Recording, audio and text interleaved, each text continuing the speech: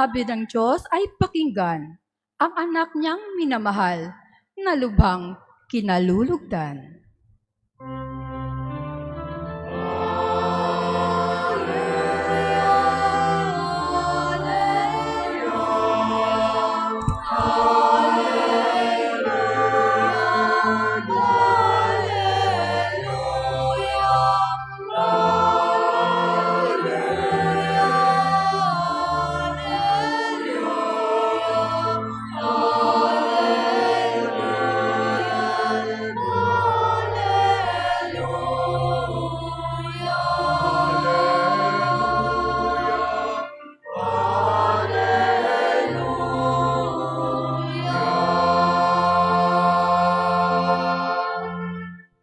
Sumainyo ang Panginoon. At sumainyo rin. Ang mabuting balita ng Panginoon ayon kay San Mateo. Papuri sa iyo, Panginoon.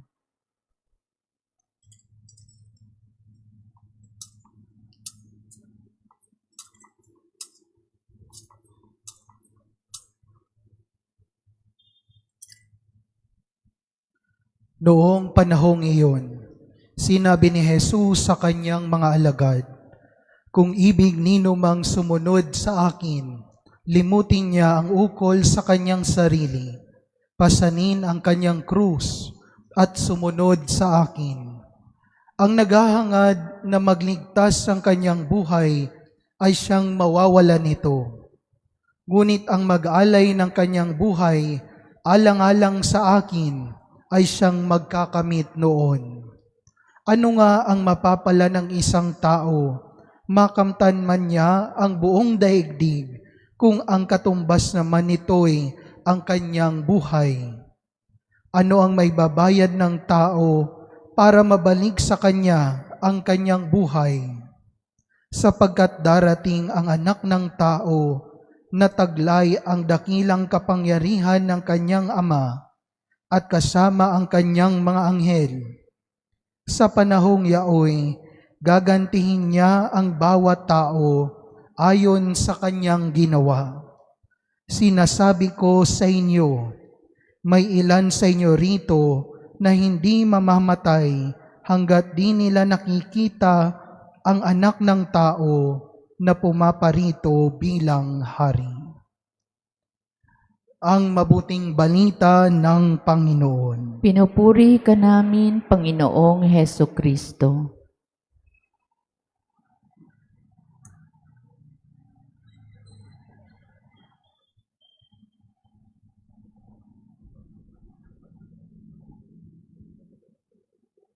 Father Hans, Father Mars, at sa inyo pong lahat, magandang gabi po. Isang beses po, ako ay napadpad doon po sa kabilang bayan sa amin. Ako po ay taga Quezon. Ako po ay naka-assign sa Pagbilao at napadpad po ako sa Lokban. Kung kayo po ay pamilyar sa Lokban, Quezon, kung saan po sikat ang Pahiyas Festival. At ako po ay mahilig magmotor. Kaya po paparito, mula amin, ako ay nakamotor. At pagpunta ko po doon sa Lokban para magpahangin at kumain, may napansin po akong dalawang estudyante na umu-order din ng kanilang kakainin. At tinatanong po nila isa-isa doon sa tindera kung magkano ang mga gusto nila. Magkano po ito? Sabay titingala ng kaunti. At napansin ko po na para sila nagkikwenta kung aabutin pa baga ng kanilang baon ang kanilang kakainin. Ay dahil po sa aking napansin, ako po ay nagbala-balaan na magbabayad na. Sabi ko po doon sa nagtitinda, "Ate, magkano nga po itong akin?" Pagkatapos po ay sabi ko, pakidamay na nga rin po nung sa kanila. Ako na rin po ang magbabayad. Nagkatinginan po yung dalawang estudyante. Talaga po ba? Nakita ko po yung sigla sa kanilang mata na para bagang hindi nila inaasahan ang biyayang darating sa oras na iyon. Hindi na rin po nila nagawang tumanggi at sinabi sa akin, maraming salamat po. Sige, order kayo ng inyong gusto. Kahit ano. At tayo ay kumain dito. Nagulat din po pati yung mga tindera. Sila po ay 3 naroon sa pagtitinda. Nagulat din po sila. Ang sabi po nila, ang bait naman ni sir. Hindi pa naman nila ako kilala. Ang bait naman ni sir. Alam po ninyo dinugtong nila. Kami rin po nauuhaw. Pati po sila nagpalibre din. Sabay itinuro yung pong Mango Royal, yung pong shake. Ay sige po, bili po kayo 6, tigi-tigisan na po tayong lahat. Hanggang sa kami po yung masayang kumakain, patuloy pong nag-remark yung mga tindera. Sabi po nila, siguro sir, vlogger kayo no? Ang sabi po nung isang tindera, sabi, huy, ngumiti ka. At baka ikay makita sa video. Ngumiti ka.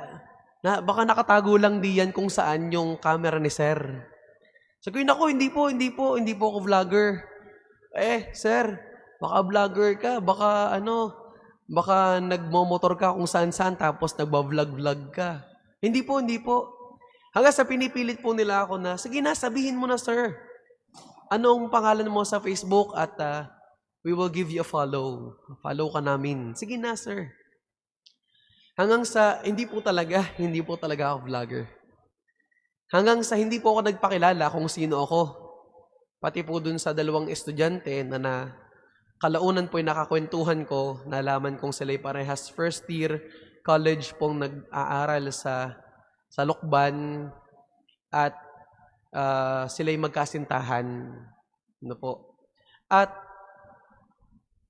hindi ko po pinaalam na ako'y isang pari, kung saan ako nagmula, kung anong aking ginagawa, basta't ako'y nakipagkwentuhan lang at nasabi kong, masaya ba kayo? Natanong ko po sila kung masaya sila. Opo, maraming salamat po dito. Okay. Mabuti naman.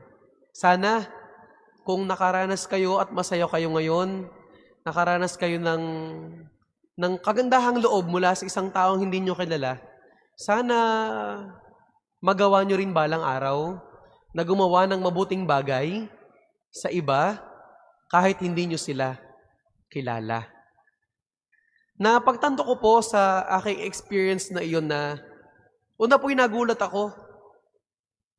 Dapat pala sa panahong ito, kapag may ginagawa kang maganda at mabuti, dapat pala may camera. Dapat pala nakapost. Dapat pala binavlog. Dapat po pala nakalagay sa reels. Dapat po pala broadcasted. Dapat pala kita. Kasi sa panahon po yata natin ngayon, kapag hindi kita, hindi tunay.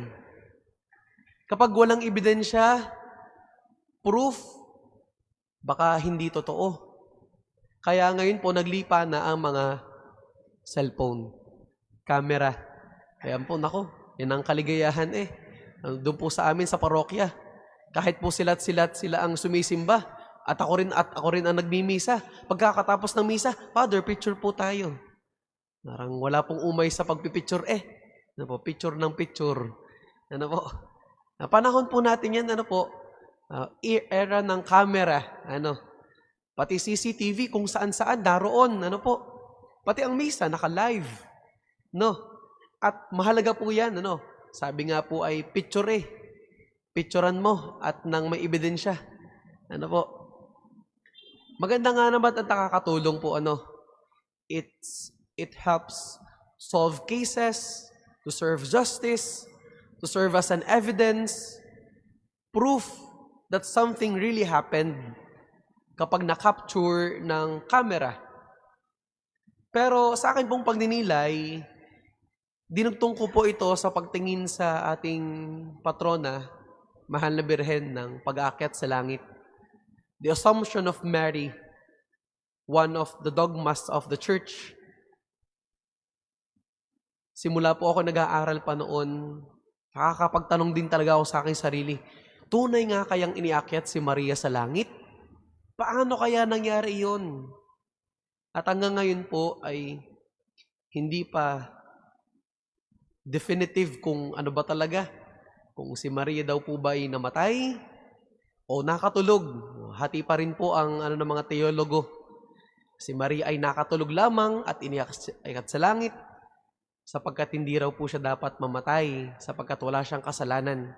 Sabi naman ng ibang teologo, mahusay sa teolohiya, dapat siyang hinayaan siyang makaranas ng kamatayan dahil sa merito ng kanyang anak na namatay din sa krus. Bagamat ganon, ang totoo sa ating pananampalataya, ang mahal na ina ay naroon sa kalangitan, katawan at kaluluwa.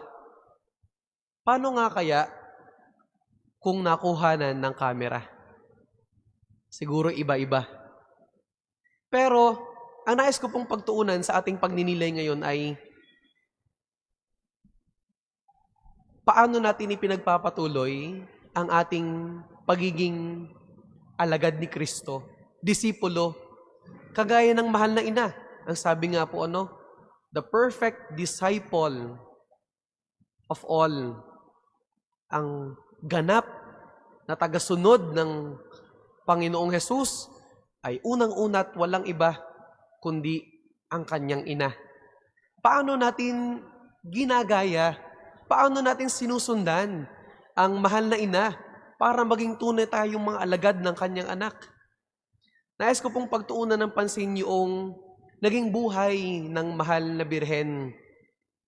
Bagamat binabanggit po siya sa Ebanghelyo bilang ina ng ating Panginoong Hesus at sa ibang tagpupay nabanggit pa rin siya, hindi naman po ganon kalantad at ganon kadetalyado ang pagkakakwento paano ba namuhay si Maria sa loob ng kanyang tahanan sa Nazaret. Hindi naman po ikinumento sa Ebanghelyo na si Maria ay namalengke, si Maria ay nagluto, si Maria ay namlansya, kung nagpaplansya na baga noon, si Maria ay naglaba, si Maria naghugas ng pinggan. Hindi naman po nabanggit ang mga bagay na iyon, pero pamihadong kanyang isinagawa. Ano pong punto ko rito? Tayo po, sa ating buhay, marami tayong mga ginagawa na hindi nakikita ng iba. Ano ba yun? Maaaring hindi maganda, kaya pilit itinatago, kinukubli. Sino ba naman ang gustong makita ang kanilang masamang ginagawa? Hindi po ba? Kaya malamang hindi lantad sa iba. Meron namang mga mabubuti din naman, mga ginagawang sakripisyo, mga bagay na sinasagawa mo kahit walang nakakakita, pero dahil bunsod ng pag-ibig. Mga bagay na ginagawa mo dahil sa iyong katapatan sa Panginoon. Ginagawa mo hindi dahil sa palakpak. Ginagawa mo hindi dahil sa kung anong iyong matatanggap, pero iyong isinasagawa kahit walang nakakakita sapagkat alam mong ito ang tama, ang mabuti, at ang siyang tamang ginagawa ng Kristiyano, ng tagasunod ni Kristo. Kaya, we look at ourselves right now. Ano ba yung mga bagay na ginagawa ko na hindi nakikita ng iba? Hindi lantad sa camera, hindi na ipopost sa social media. Ano ba yung mga parte ng pagkatao ko na hindi alam ng iba? Hindi maganda? Maganda. Sana mas marami po yung maganda. Alam po ninyo, maraming Kristiyano ang natatakot sa Panginoon dahil sa dinami-dami daw po ng kanilang kasalanan na parang hindi sila kayang patawarin ng Diyos miski sa kumpisal. Sila daw po'y parurusahan. Natatakot sa Diyos sapagkat ang sabi ay, ang Diyos kita ang lahat. At totoo naman po iyon. Pero mas nais ko pong panigan at kilingan na mas nanaising pagtuunan ng pansin ng Diyos ang mga bagay na mga ginagawa nating tama at maganda kaysa sa kasalanan nating isinasagawa. Wari ko po ang Diyos na mapagmahal ay hindi excited magparusa. Na para po bagang, ito si ganito. Sabi ni Lord, teka lang, kailan kaya magkakamali ito? Gustong gusto ko na itong paluin eh. Excited akong mamarusa eh. Ako ang Diyos, ang excited magbigay ng punishment. Hindi naman po siya ganun eh. Ano siya? Siya'y Diyos ng pagmamahal. Ito si ganito, kailan kaya siya magbabalik loob? Kailan kaya siya magbabait? Kailan kaya siya ulit sisimba? Kailan kaya siya ulit magpapatawad? Kailan kaya siya ulit magiging mapagpaumanhin? Kailan kaya niya babawasan ang kanyang pagiging magagalitin? Kailan niya kaya titigilan ng paninira niya sa kanyang kapwa? Kailan niya kaya tatanggalin yung mga nagpapabigat sa kanyang loob? Tatanggalin ang mga bagay na nagpapabulok ng kanyang pagkatao. Sapagkat excited akong magbigay ng biyaya at pagpapala para sa Kanya. At wari ko po'y ganito ang Diyos sa atin.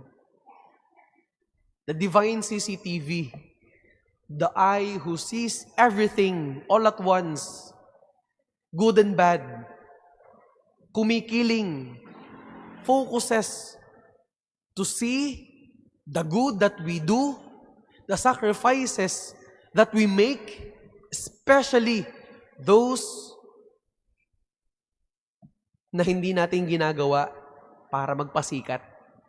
Hindi natin ginagawa para tayo palakpakan. Hindi natin ginagawa para ipagsigawan, ipangalandakan, kundi ginagawa natin dahil sa katapatan, sa kabutihan at pagmamahal. Sapagkat ako ay tagasunod ni Kristo, anak ni Mama Mary, handang magsakripisyo kahit hindi kita ng iba.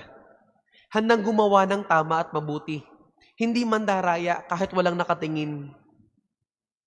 Sapagkat hindi nakakaligtaan ng Diyos ang mga maliliit na bagay na ating ginagawa na bunsod ng katapatan. Kaya mga minamahal kong kapatid, ito po sana ang ating baunin ngayong ikalawang araw ng ating pagnunobena sa ating mahal na patrona, sa ating mahal na Birheng Maria. Kung paano tayo hinahamon ng Ebanghelyo na pasanin ang ating krus. Huwag takasan, pasanin, tanggapin. Kagaya ni Maria na tinanggap ang kanyang role sa ginagawang pagliligtas ni Kristo as ang katauhan. Yakapin din natin ang ating mga trabaho. Kung ikay nanay sa iyong bahay, kung ikay tatay, kung ikay nagtatrabaho sa gobyerno, kung ikay nagtatrabaho sa ospital, kung ikay may sariling business, anong iyong ginagawa kapag walang nakakakita? Ito ba'y tama? Ito ba'y tapat? Ito ba'y mabuti? Malinaw ba sa iyo na ikay tagasunod ni Kristo na ang maliliit mong ginagawa na mga mabubuting bagay na hindi nakikita ng iba ang siyang inaabangan ng Diyos para ikaw ay kanyang pagpalain. At sa kaduluhan ng buhay mo, kagaya ng mahal na ina na iyong pinipinta kasi, may akyat ka rin sa kalangitan kung saan sama-sama tayo. Kasama ang Diyos Ama, ang Anak, at ang ating mahal na Birheng Maria.